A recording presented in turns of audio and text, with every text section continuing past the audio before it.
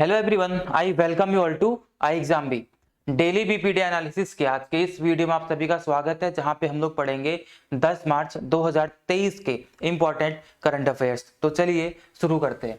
देखिए, सबसे पहले मैं आपसे हमेशा क्वेश्चंस को डिस्कस करता हूं, लेकिन मैंने कल के वीडियो में आपसे कोई क्वेश्चंस नहीं पूछे थे, लेकिन हाँ ओरली आपसे क्वेश्चन पूछा था कि हाल ही में सीके नायडू का स्टैच्यू कहाँ पे उसको अनवील किया गया है। तो किसी ने आंसर दिया था, ब्यूटिशियन गीता नाम से है, तो उनका आंसर बिल्कुल सही था कि इसको मध्य प्रदेश के एक शहर इंदौर में भी वर्तमान मतलब कुछ ही समय पहले क्या किया गया है, अनवील किया गया है। तो हम लोग बढ़ेंगे आगे। जो हमारा अगला ही टॉपिक क्या रहता है, इंपॉर्टेंट डेज। जो भी इंपॉर्टेंट डे रहता है उसको हम लोग स्टार्टिंग में ही डिस्कस कर लेते हैं। तो आज यानी कि 10 मार्च को दो इंपॉर्टेंट डेज है, और वाकई में ये क्या है, महत्वपूर्ण है आपके लिए, दोनों इंपॉर्टेंट है। पहला डे जो मैं आपसे डिस्कस करूंगा वह है CISF रेजिंग डे। CISF क्या है, हमारे भारत की एक पैरामिलिट्री यानी कि अर्धसैनिक फोर्स या फिर बल है, जिसको हम लोग CISF बोलते हैं, सेंट्रल इंडस्ट्रियल सिक्योरिटी फोर्स, यानी कि जो केंद्रीय औद्योगिक सुरक्षा बल है, इसको हम लोग बोलते हैं CISF। आपको नाम से ही मालूम चल रहा है, जितने भी इंडस्ट्रियल एरिया होते हैं वहां पे जो फोर्स सिक्योरिटी प्रदान करती है उसको हम लोग CISF बोलते हैं। 1969 में इसको रेज किया गया था, 10 मार्च 1969 को। इसीलिए 10 मार्च को हम हर साल क्या करते हैं, हम मतलब CISF क्या करती है, अपना रेजिंग डे ऑब्जर्व करती है।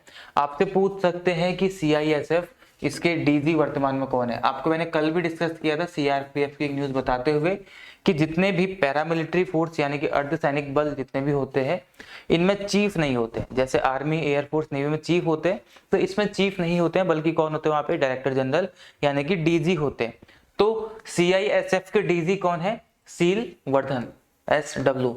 ठीक है, सील वर्धन जो कि एक IPS है। तो ये क्या है वर्तमान में इसके क्या है, इसके वर्तमान में डीजी है, यानी कि डायरेक्टर जनरल आपको देखने के लिए मिल जाएंगे। ठीक है, तो कल जो मैंने आपको न्यूज बताई थी वो CRPF के बारे में थी। वह न्यूज क्या थी कि अभी हाल ही में होम मिनिस्ट्री ने क्या किया, एक ड्राइव चलाई, एक कैंपेन, एक प्रोग्राम चलाया, जहां पे एक स्टेट हमारे देश का, जिसके कुछ यूथ को, वहां के मतलब जो ट्राइबल एरिया के यूथ हैं, उनको CRPF में भर्ती करने के लिए लगभग 400 यूथ को भर्ती किया गया।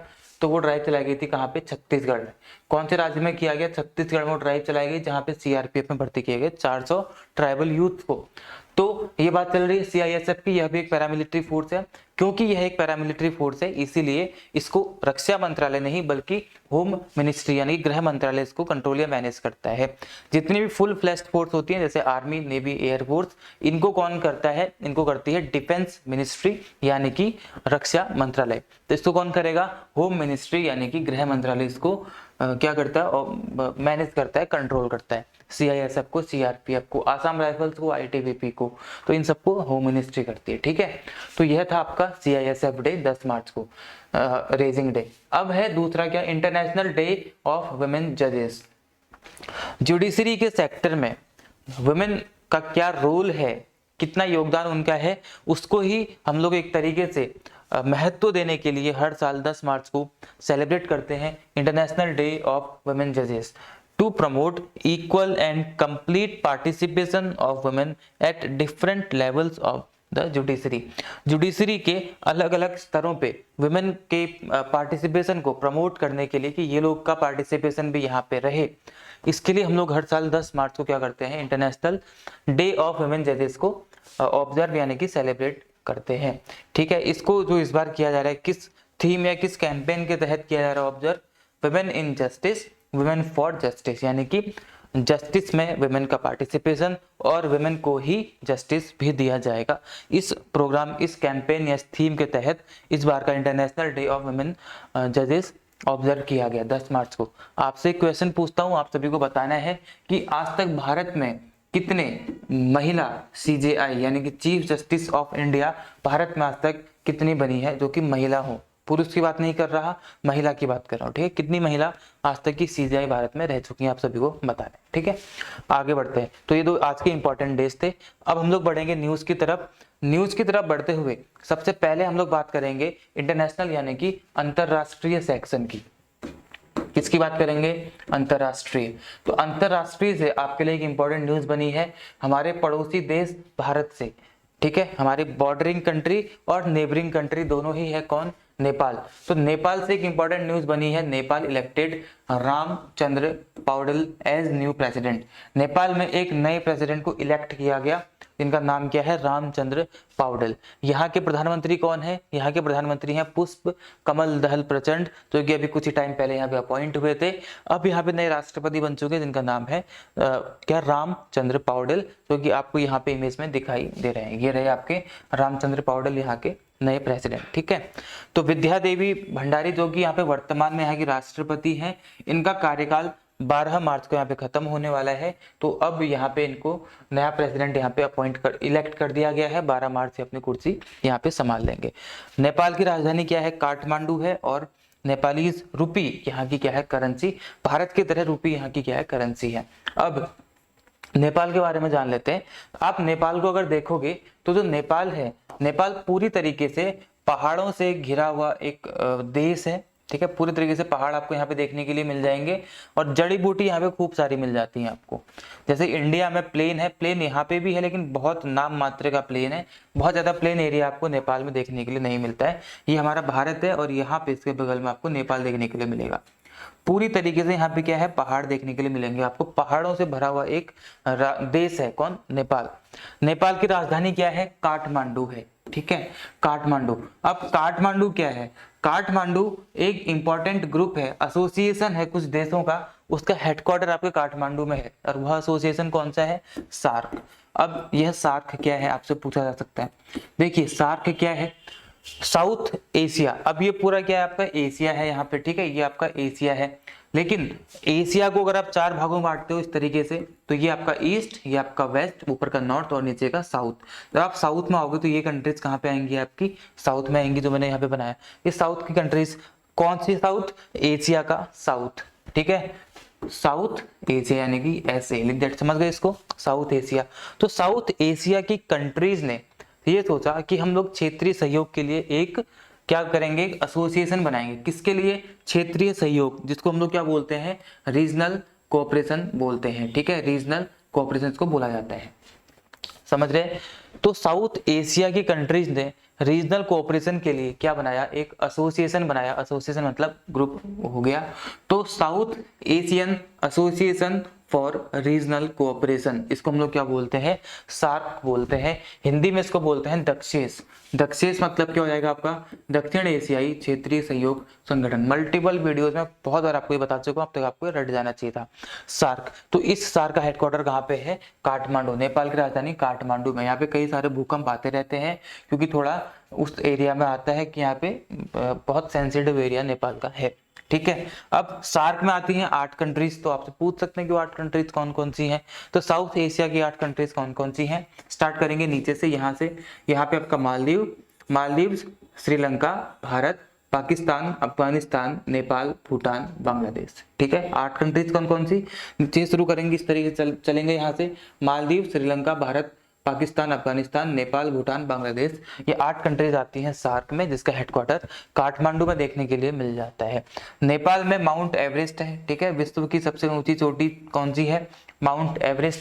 माउंट एवरेस्ट की वर्तमान में हाइट कितनी है, 8,848.83 मीटर। पहले 8,848 की नहीं जाती थी, लेकिन अभी पिछले ही साल क्या किया गया, मतलब पिछले साल नेपाल और चाइना के द्वारा बोला गया कि इस माउंट एवरेस्ट की हाइट 0.83 मीटर बढ़ चुकी है, इसलिए 8,848.83 मीटर इसकी वर्तमान में हाइट है, किसकी, माउंट एवरेस्ट की। मकालू, ठीक है, मकालू जो चोटी है वो भी कहाँ पे, आपका मकालू भी आपके नेपाल में ही लाए करती है, ठीक है। तो इतना सब कुछ आपको नेपाल के बारे में जानना चाहिए। इस न्यूज से हमें इतनी जानकारी नेपाल के बारे में मिल जाती है, ठीक है। वर्तमान में पुष्प कमल दहल प्रचंड यहाँ के प्रधानमंत्री, विद्या देवी भंडारी यहाँ की राष्ट्रपति, लेकिन 12 मार्च को यहाँ के राष्ट्रपति राम प्रसाद पौडेल बन जाएंगे, ठीक है। ये न्यूज थी आपकी नेपाल से। अब हम बढ़ते हैं आगे, ये सारा का सारा हम पढ़ चुके हैं। अब बढ़ते हैं साइंस एंड टेक, यानी कि विज्ञान एवं प्रौद्योगिकी से आपके लिए इंपॉर्टेंट न्यूज बनी है। यह काफी इंपॉर्टेंट न्यूज है, इसको आप लोग इंपॉर्टेंट मार्क कर लेंगे। न्यूज क्या बनी है, यहाँ से न्यूज बनी है कि Indo US developed Nisar satellite reached ISRO. एक सैटेलाइट है जिसको बोलते हैं निसार, NISAR, इसको इंडिया और यूएसए के द्वारा ज्वाइंटली डेवलप किया गया है। ठीक है, यह एक अर्थ ऑब्जर्वेशन सैटेलाइट है। अब इंडिया और यूएस एक साथ मिलकर के स्पेस रिसर्च के लिए, स्पेस में अपना सब कुछ रिसर्च करने के लिए प्लान कर रहे हैं। तो उसके वो फाइनल इंटीग्रेशन की तरफ है, और फाइनल इंटीग्रेशन का जो पहला स्टेप है, स्टेज 1 है, उसको वो क्लियर कर चुके हैं। और उसी स्टेज 1 के तहत इस निसार अर्थ ऑब्जर्वेशन सैटेलाइट, ये क्या है, EOS है, ठीक है, EOS यानी कि अर्थ ऑब्जर्वेशन सैटेलाइट है, जिसको भारत के इसरो को दे दिया गया है 8 मार्च को ये भारत में आ चुकी है, ठीक है, इसरो में। अमेरिका यानी कि यूएस एयरफोर्स का C-17 एयरक्राफ्ट है, जिसमें इस अर्थ ऑब्जर्वेशन सैटेलाइट निसार को इसरो को दे दिया गया। भारत की जो स्पेस रिसर्च ऑर्गेनाइजेशन है इसरो, इसको दे दिया गया बेंगलुरु में, ठीक है, C-17 में आया। अब आपसे पूछ सकते हैं कि निसार क्या है, ठीक है, निसार क्या, मैं अब लिख देता हूँ NISAR, ये है निसार। अब निसार क्या है, देखिए निसार क्या है, N से नासा, I से ISRO, NASA ISRO synthetic aperture radar, ठीक है, NASA ISRO synthetic aperture radar, इस निसार का फुल फॉर्म है, आप सभी को पता होना चाहिए, NASA ISRO synthetic aperture radar. अब जो निसार है, यह निसार एक अर्थ ऑब्जर्वेशन सैटेलाइट है जो कि सिंथेटिक एपर्चर रडार है, और यह एक पहला ऐसा रडार है या ऐसा सिस्टम है जिसमें कि डबल फ्रीक्वेंसी यूज की जाएगी। तो यह एक double frequency synthetic aperture radar है। ये तो नासा और इसरो लगा दिया मैंने यहाँ पे, लेकिन वैसे क्या है, एक डबल DF, ठीक है, double frequency synthetic aperture radar है। इस निसार में 2 फ्रीक्वेंसी यूज की जाएंगी। अब आपसे पूछ सकते हैं कि वह 2 फ्रीक्वेंसी कौन कौन सी हैं, तो वह 2 फ्रीक्वेंसी हैं, एक L बैंड और एक S बैंड। ज्यादा डीप में आप इसके बारे में नहीं जाएंगे, बस इतना याद रख लो, L बैंड और S बैंड 2 फ्रीक्वेंसी यूज की जा रही है इस निसार में। तो ये double frequency synthetic aperture radar है। मैंने बताया कि यह अर्थ ऑब्जर्वेशन सैटेलाइट है, तो इसका मतलब यह अर्थ को ऑब्जर्व करेगा। तो इसके तहत किया क्या जाएगा, इसके तहत अर्थ के लैंड और इसके जो सी है, यानी कि इसके जो ग्लेशियर भी हैं बेसिकली, इन सबको यहाँ पे इन पर ध्यान रखा जाएगा कि इन सब में क्लाइमेट चेंज का या फिर किस तरीके से यहाँ पे प्रभाव इन सब में पड़ रहा है। यानी कि लैंड और जो ग्लेशियर है, आइस है, इन सबको मेजर करने के लिए ही इसको यहाँ पे क्या किया जा रहा है, डेवलप किया जा रहा है, नासा और इसरो दोनों के द्वारा किया जाएगा। इससे ना कुछ डेटा और कुछ इंफॉर्मेशन कलेक्ट की जाएगी। अब वो डेटा इंफॉर्मेशन किस बारे में होगा, वह इस बारे में होगा कि पृथ्वी पर जो क्लाइमेट चेंज है वह किस तरीके से हो रहा है, वहां पे जो ग्लेशियर्स हैं वो कैसे मेल्ट हो रहे हैं, कार्बन का एमिशन कितना, यानी कार्बन वहां पे कितना उत्सर्जित हो रहा है, किस तरीके से वहां पे इन सब चीजों का प्रभाव पृथ्वी पर पड़ रहा है। इन सब चीजों को एक डेटा के माध्यम से एनालाइज करने का ट्राई किया जाएगा, ठीक है, कि किस किस तरीके से यहाँ पे ये चीजें हो रही हैं और इस नेचुरल हैजार्ड्स कैसे हो रहे हैं उनको मेजर किया जाएगा। कहीं पे बाढ़ आ रही है तो कैसे आ रही है, क्यों आ रही है, उसे क्या रीजंस हो रहे हैं, आपदा आ रही है तो क्यों आ रही है, कोई भूकंप आ रहा है तो क्यों आ रहे हैं, मतलब सी लेवल कितना बढ़ रहा है, ग्लेशियर कितनी तेजी से मेल्ट हो रहे हैं, क्लाइमेट कितनी तेजी से चेंज हो रहा है, इन सब चीजों पे ध्यान देने के लिए ही इस निसार को बनाया गया है। अब इस डेटा को कलेक्ट किया जाएगा। अब इस डेटा और इंफॉर्मेशन को कलेक्ट करके किया जाएगा, इसको कलेक्ट करके किया जाएगा फ्यूचर की प्लानिंग, मतलब कि हम इन सब चीजों को अब कैसे कंट्रोल कर सकते हैं, हमारे द्वारा क्या इसके लिए स्टेप्स उठाए जाने चाहिए ताकि हम इन सब चीजों को कुछ हद तक कंट्रोल कर सकें, ताकि पृथ्वी पे इसका प्रभाव उल्टा ना पड़े। तो उस डेटा का यूज किया जाएगा इस चीज के लिए। तो इन सब चीजों को फोकस में रखते हुए ही, ध्यान में रखते हुए ही इसरो और नासा ने मिलकर के डेवलप किया निसार, जो कि एक अर्थ ऑब्जर्वेशन सैटेलाइट। अब मैंने आपको पहले ही बताया कि इंडिया और यूएसए साथ मिलकर स्पेस पे रिसर्च करना चाहते हैं, तो उसका ही एक पार्ट है कौन, निसार, जो कि पृथ्वी के लिए बनाया गया है, ठीक है। 2014 में आइडिया को इनिशिएट किया गया था, जो कि 8 साल बाद वो किया जा रहा है। इसरो को ये सौंप दिया गया है निसार। 2024 के आखिरी तक, लास्ट 2024 तक इसको कार्य पे लगा दिया जाएगा, और इसको भी कहाँ भेजा जाएगा, लो अर्थ ऑर्बिट में भेजा जाएगा, यानी कि LEO, ठीक है, लो अर्थ ऑर्बिट में ही इसको भेजा जाएगा, और 3 साल के लिए यह काम करेगा। और इससे किया क्या जाएगा बेसिकली निसार के द्वारा कि 12 दिन के अंदर अंदर वो क्या करना चाहते हैं, पूरे के पूरे ग्लोब को स्टडी कर लेना चाहते हैं। केवल 12 दिन का टाइम लगेगा और पूरे के पूरे ग्लोब को स्टडी कर लेंगे। तो यह प्लानिंग चल रही है इंडिया और यूएस की। इसके तहत निसार को अभी हाल ही में क्या किया गया है, बेंगलुरु में इसरो को दे दिया गया है। समझ रहे हैं, काफी डिटेल में मैंने आपको न्यूज बता दी है। डबल फ्रीक्वेंसी है जिसमें आप लोग जिसमें एल बैंड एस बैंड को यूज किया जा रहा है। ठीक है, ये सारी की सारी चीजें मैंने यहाँ पे लिखी हैं जो शॉर्ट फॉर्म में, डिटेल में मैंने आपको सारा का सारा बता दिया है। अब नासा के हेडक्वार्टर्स आपको वॉशिंगटन डीसी में मिलेंगे और बिल नेल्सन यहाँ के एडमिनिस्ट्रेटर हैं। एस सोमनाथ भारत की जो इसरो है उसके चेयरपर्सन वर्तमान में देखने के लिए आपको मिल जाएंगे। ठीक है, ये सारा यहाँ पे मैंने लिखा हुआ है। आगे बढ़ते हैं हम लोग, और क्या क्या चीजें इंपॉर्टेंट है। डिफेंस यानी कि रक्षा से क्या न्यूज इंपॉर्टेंट बनी है। Theatre level operational readiness exercise TROPEX. Theatre level कौन सी एक्सरसाइज है, ऑपरेशनल रेडीनेस एक्सरसाइज ट्रोपेक्स। अब ट्रोपेक्स से एक ऐसी एक्सरसाइज है जो कि इंडियन नेवी की है, लेकिन इसमें भाग सभी ने लिया था, यानी कि आर्मी, नेवी, एयरफोर्स और कोस्ट गार्ड, चारों सेनाओं ने भाग लिया था ट्रोपेक्स 23 में। तो आपको बस इतना याद रखना है कि ट्रोपेक्स 23 किसकी एक्सरसाइज, चारों सेना, वैसे नेवी की है लेकिन भाग लिया था चारों ने, आर्मी, नेवी, एयरफोर्स और कोस्ट गार्ड। ठीक है, तो यही है 22 नवंबर से लेकर 23 मार्च तक इसको क्या किया गया था, ऑर्गेनाइज किया गया था। 4 महीने की एक्सरसाइज लगभग 22 नवंबर से 23 मार्च तक। ठीक है, अरेबियन सी में और इंडियन ओशन रीजन में इसको क्या किया गया, कंडक्ट किया गया बेसिकली। ठीक है, तो ये सारी की सारी चीजें यहाँ पे मैंने लिखी हुई है, इसको आप लोग पढ़ लेना, इतना ही इंपॉर्टेंट है। आगे बढ़ते हैं अपॉइंटमेंट्स। अपॉइंटमेंट्स में क्या इंपॉर्टेंट बना है आपके लिए, अपॉइंटमेंट्स में पहली आई है यूएसए से न्यूज। यूएसए से न्यूज क्या आई है, यूएसए में आप सभी को पता है एक डिस्ट्रिक्ट है कौन सा, न्यूयॉर्क। तो न्यूयॉर्क में एक इंडियन अमेरिकन है अरुण सुब्रमण्यम, इनको क्या बनाया गया है, डिस्ट्रिक्ट जज बना दिया गया है। अब क्योंकि ये इंडियन मूल के हैं तो इसलिए इंपॉर्टेंट न्यूज हो जाती है। तो Indian American Arun Subramanian assumes the position of the district जज of the southern district of New York. आपको नाम याद रखना है, अर्जुन अरुण सुब्रमण्यम। यूएसए के बारे में लिखा है वॉशिंगटन डीसी, वहां की कैपिटल डॉलर यानी कि यूएस डॉलर वहां की करेंसी, और वहां के प्रेसिडेंट जो बाइडेन आपको देखने के लिए मिलेंगे। ठीक है, आगे बढ़ते हैं, इतना इंपॉर्टेंट है। यहाँ पे बुक्स के बारे में बात कर लेते हैं। द ब्रोकन स्क्रिप्ट, अब ये बिल्कुल करंट की बुक तो नहीं है लेकिन नवंबर दिसंबर के टाइम की बुक है, तो आप लोग को पढ़ना जरूरी है। The broken script, Delhi under the east India company and the fall of Mughal dynasty. देखिए, जो ब्रिटिश आए थे यहाँ पे और मुगल डायनेस्टी का फॉल हुआ था, तो उस दौरान क्या क्या चीजें हुई थी, उस कार्य उसके उस टाइम पे क्या क्या हुआ था, उस बारे में ये बुक बताती है। द ब्रोकन स्क्रिप्ट इसको बोला जाता है। तो इसके ऑथर कौन है, स्वप्ना लिटिल। ठीक है, तो कौन से टाइम की बात बताती है, मुगल डायनेस्टी के पतन की, और जब वहां पे ब्रिटिश राज का उदय हुआ उस टाइम की बात इस बुक में लिखी गई है। तो किसकी बुक है ये, स्वप्ना लिटिल की है बुक है। ठीक है, इसको भी आप लोग याद कर लेंगे, किसी न किसी एग्जाम में आपसे पूछी जा सकती है। आगे बढ़ते हैं, स्पोर्ट्स से एक न्यूज इंपॉर्टेंट बनी है, बिहान। ठीक है, Bhyan qualified for para worlds with Asian record.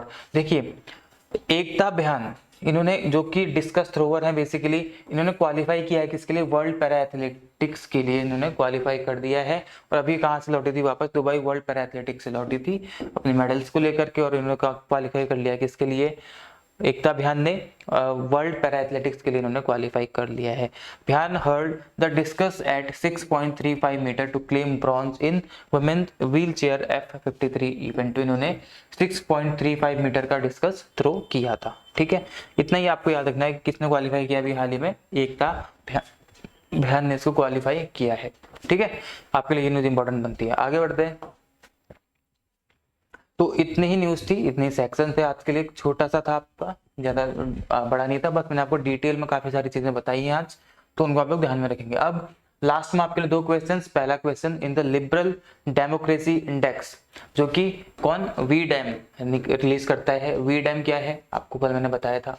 ठीक है, तो in the liberal democracy index India has been placed at which position, India को किस पोजीशन पे यहाँ पे प्लेस किया गया है आपको बताना है। ठीक है, क्वेश्चन आपके लिए। दूसरा है, the maiden joint military exercise Frinjex between Indian and French army was conducted in, कहां पे फ्रिंजेक्स 23 एक्सरसाइज को कंडक्ट किया गया आपको बताना है। 2 क्वेश्चन है, इसके आंसर्स आपको कमेंट सेक्शन में करने हैं। उम्मीद करता हूं अगर आप लोग यहां तक पहुंचे हो तो आंसर्स को देके जाओगे, बिना आंसर दिए नहीं जाओगे। ठीक है, लास्ट में आपके लिए इंपॉर्टेंट काम, हमारे चैनल को सब्सक्राइब कर लेंगे जहां पे अभी वीडियो देख रहे हैं, बेल आइकन दबा लेंगे ताकि कोई भी इंपॉर्टेंट कंटेंट आपसे मिस ना हो पाए। साथ ही साथ एसएससी का जो टेलीग्राम चैनल है इसको भी ज्वाइन कर लेंगे, और बीपीडिया के टेलीग्राम चैनल को भी आप लोग ज्वाइन कर लेंगे। ठीक है, दोनों आपको कर लेना है, मिस नहीं करना है इसको, काफी इंपॉर्टेंट है आपके लिए। ठीक है, तो आज के इस वीडियो में हम लोग इतना ही रखते हैं। बाकी अब हम लोग आपसे मिलेंगे नेक्स्ट वीडियो में, जहाँ पे हम लोग फिर से पढ़ेंगे कल के ही करंट अफेयर्स को, ठीक है। इसी तरीके से डिटेल में न्यूज़ जानने के लिए, करंट अफेयर्स पढ़ने के लिए हमें सब्सक्राइब कीजिए और हमारे ड्राफ्ट को जरूर पढ़ लेगा। And all the very best for your upcoming examinations, be 50% faster. Thank you all.